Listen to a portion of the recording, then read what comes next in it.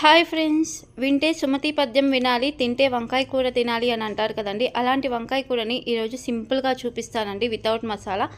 ఎందుకంటే సమ్మర్ వచ్చేసింది కాబట్టి మసాలాలు అనేది కొంతమంది ఇష్టంగా తినరండి. అలాంటి వాళ్ళకి ఈ కూర వండి పెట్టండి, చాలా బాగుంటుంది.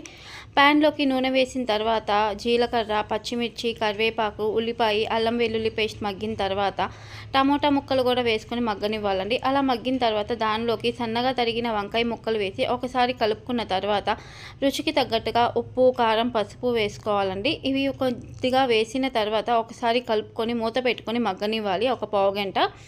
ఇలా వంకాయ ముక్కలు మెత్తబడిన తర్వాత కన్సిస్టెన్సీకి తగ్గట్టుగా వాటర్ని పోసేసుకొని తర్వాత అందులోకి రుచికి చాలా బాగుంటుందండి. ఒక 1.5 స్పూన్ వచ్చేసి ఎండు కొబ్బరి పొడి, అలానే ఒక 1/2 స్పూన్ ధనియాల పొడి కూడా వేసుకొని చివరిగా కొత్తిమీరని చల్లుకొని గార్నిష్ చేసుకుంటే ఎంతో కమ్మగా ఉండే కర్రీ రెడీ అవుతుంది. ఇలా ఒకసారి ట్రై చేయండి. Bye bye.